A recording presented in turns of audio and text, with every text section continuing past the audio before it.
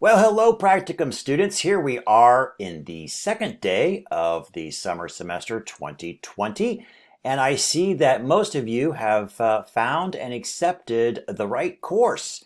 So what I want to do in this video is just a little bit of check-in with you during week one. You'll probably see check-ins, these video blogs about every week or at least every other week. So when you check into the course, this will be the new landing page, this course news and update area. If you see any new videos in there, please watch them before proceeding on into the other areas of the course, the module areas of the course. Again, we really don't have formal modules, but where all the course stuff is located in the module section.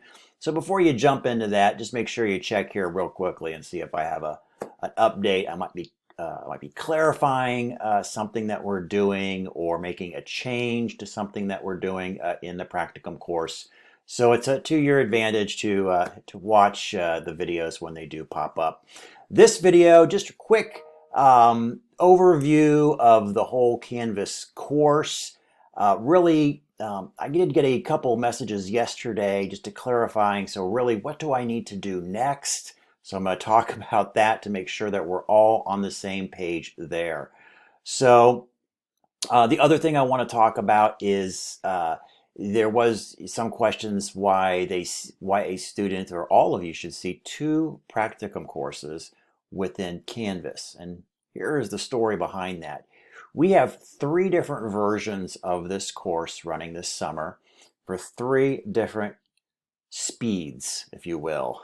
How this Practicum works. So, and each speed has a credit hour attached to it. So some are going a little bit slower, some are going medium, and some are going fast. Okay, that requires 3 separate courses, and it's very difficult to manage 3 separate courses when in essence all of you are doing the same thing just at a different pace. So what I did is I built one universal course, and all of you are commingled in this universal course. So some of the components may not necessarily apply to you that you'll see. So for example, we have students who have already been in Practicum for a full semester, and they don't need to really figure out which path that they're on. They've through some trial and error in the first semester, as things were changing very rapidly, they were able to figure that out.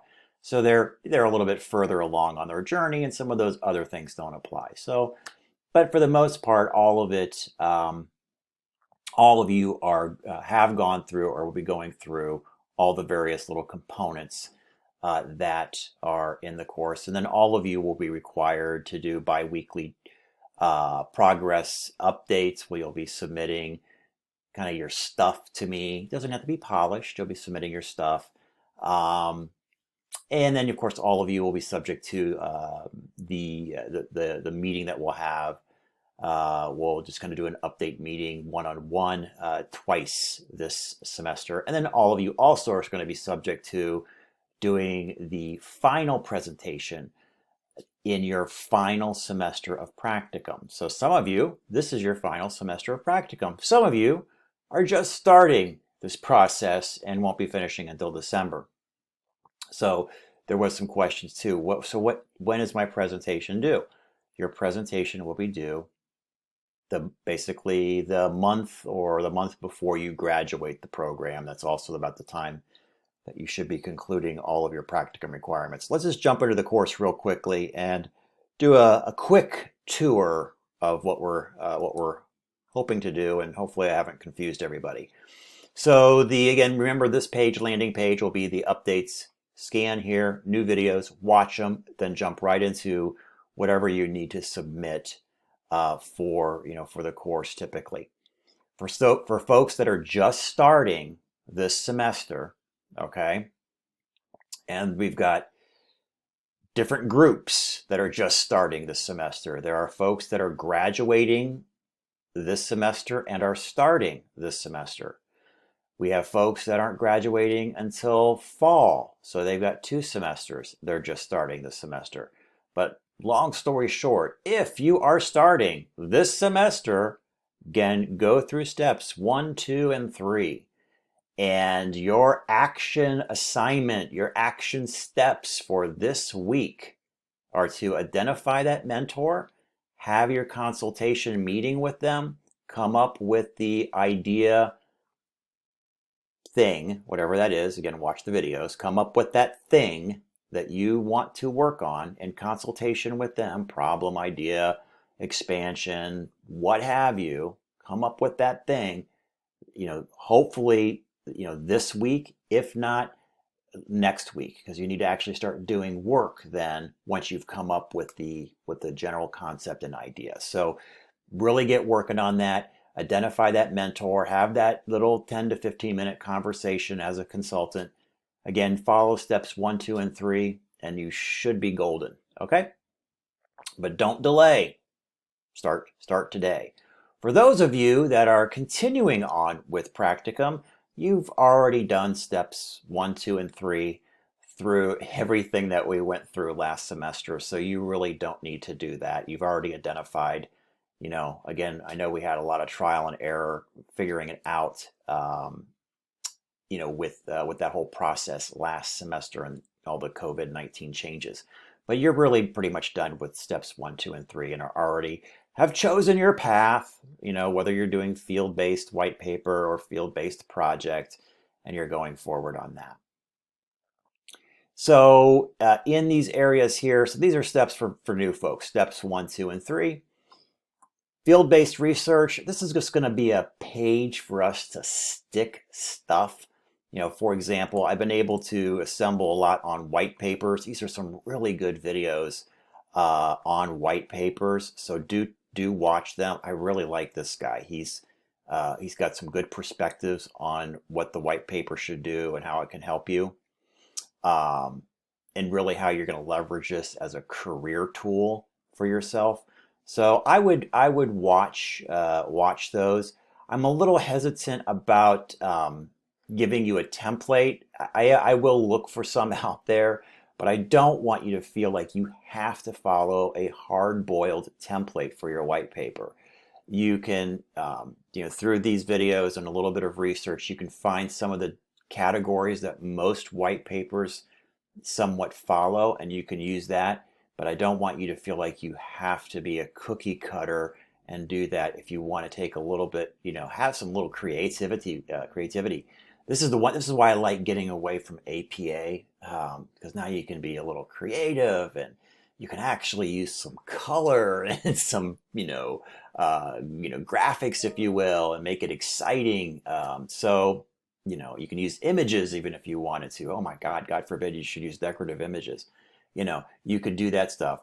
Just remember, if you are, like, say, example for decorative images, that if you're using a decorative image in on a page, it's a rather large decorative image, that may not be a full page of content. So, because the ratio of 4 hours for every one. So just make sure you do have, we'll apply that metric when I see your white papers come in. So I just don't want you to give me 28 pages of beautiful pictures. I know you're not going to do that, but yeah, but just so we all understand the rules of the game. But I would encourage you to be creative and have some fun with the white paper. And if you are going that route, please, think of it as something you would share with somebody that's not me. That you really would give it to a stranger, that you would give it to someone that you're interviewing with to highlight the way that you attack a problem and you come up with solutions and the way that you could communicate. It's really a micro portfolio, but it's also even more powerful than that, because it's an actual, it shows a thought process. And if done correctly, it could be really great in sharing that with people who can help you with your career, or you're as I said in one of the videos, you can use it to really differentiate yourself in that interview process. So please take some time on the white paper. That leads me to if you are working on the white paper, uh, I do talk in length about that in steps 1, 2, and 3. If you, even though you might not be new, so maybe you do want to watch those videos and catch a little bit about that. I do kind of clarify more the intent and purpose of white paper. But so if you are a little fuzzy on that, it doesn't hurt if you, I guess, if you wanted to go back and watch those steps, even though you may not be new this semester. Okay, so that's pretty much what we have here. Let me just move this over real quickly here. And the other section, field-based project, I'm not quite sure what I'm going to stick in there because all of you that decide to do that route, I don't, there isn't, it's all individual. So that one is much more customized to whatever thing that you're working with closely with that mentor.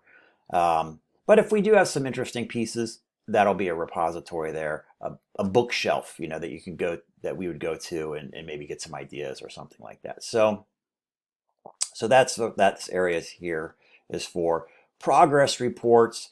You're going to do your progress reports. You're going to have a cover sheet, and you're going to basically cover sheet stuff you. Then after the cover sheet, stuff you've been working on, handwritten notes, rough draft on Word documents. Don't care. And if you are um, doing a log sheet, those of you that are doing the field-based project path have to do the log sheet. You'll submit that as well. Those of you that are doing the white paper, you do not have to do a log sheet. I would say if, even like, and I'll give you some guidelines too on the progress report, but something to think about now is that whether you're doing field-based white paper or the field-based project, you're researching stuff. Obviously, you're looking on the internet. You're going to the library virtually, and you're finding articles and journals, and you're you're searching the literature. Okay, you might be searching gray literature, which is kind of that combination between peer-reviewed and more commercial, which I like. I think gray literature is good stuff too, if used appropriately, and you're looking for that. You probably want to. Hopefully, you're saving those references, and that would be a great evidence piece to submit to me as well. If you're not using reference management software, hopefully you guys are. I sent a couple videos out on that about 4 or 5 months ago. But if you're using Mendeley or EndNote or Zotero to gather and hold all your references easily, then you can hit a button, boom, print a reference sheet out. That might be something too to submit to kind of keep you organized in your researching, and also just make it easy as evidence for these progress reports. But there'll be again a good faith effort to just check in with you every 2 weeks. I want to make sure that you're okay. I don't want us to get into a bind where, we're in week 10, we've got only 2 weeks left in the course, and you need to finish to graduate and nothing's done. So kind of to hold us all accountable, me to make sure I'm giving you feedback, you to make sure you're kind of moving it along before the end of the semester, or perhaps even your graduation. We'll have these progress reports due in 2 weeks. Our first one will be due, looks like May 24th. Okay, so start, get going, start thinking, you know, um, start reaching out to those mentors if you haven't done so yet. Even handwritten notes that when you're talking to your mentor would be something that you could submit with your progress report. So keep everything to which you probably would normally do, but keep everything, and then you can scan it and upload it.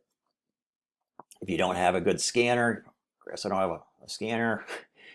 Your phone, Cam Scanner is a great one. There's a ton of, just do yourself a favor, guys. Get a good scanning app. There's some great ones out there, and it basically just totally eliminates the need for any kind of flatbed scanner anymore. And also just a little FYI, a good scanner also does optical character recognition. In other words, it reads the words it's taking a picture of, and then you can use those words in Word documents. You can even translate those words into other languages if you wanted to. But anyhow, do yourself a favor. Get a good scanner for your phone. It is a absolute tool that you need as a professional.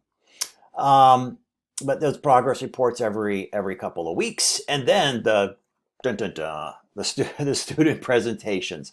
Again, summer grads, you guys are up this semester, so start thinking about your presentation, keeping any information that you want to talk about in that presentation. I'll give you some more guidelines, but it will be, as I mentioned in an earlier video, but it will be 10 minutes long.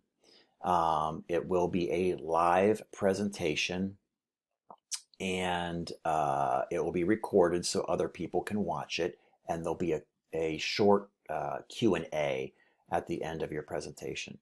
So we really want to learn what you did, how you approached it, what worked, what didn't work. Did you receive any feedback from your mentor? What were their thoughts on the process? How did you make changes as you went along? If you needed to make changes, how do you ultimately see using this information, using this thing that you created for your career advancement? So I'll give you some guidelines within the next couple of weeks exactly what we want to see in the presentations. They'll be minimal. You'll have a lot of latitude to take it in other directions as well. So, I'm looking at about 5 to 6 points that we definitely want to hear about, and then, up to you what you want to talk about during that 10 minutes. So, summer grads, get ready for your final practicum presentation. All right, so that pretty much summarizes our little walkthrough of this course. You do have my information. All of you have my cell phone number.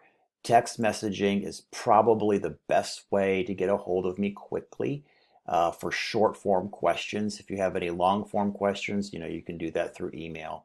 That works as well. But I do like text message because I can get back to you pretty quickly, or at least I get you on my radar, so then I know that as I'm queuing through the individuals I need to get back to, that one's front and center. So there you go, guys.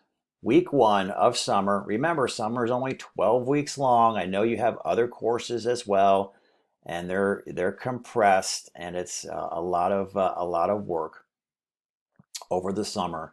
So make sure that you're eating the elephants. That you're doing a little bit at a time, so you don't get stuck in a bind towards the end. All right, everybody have a fantastic week, and don't hesitate to reach out if you have any questions. Thanks.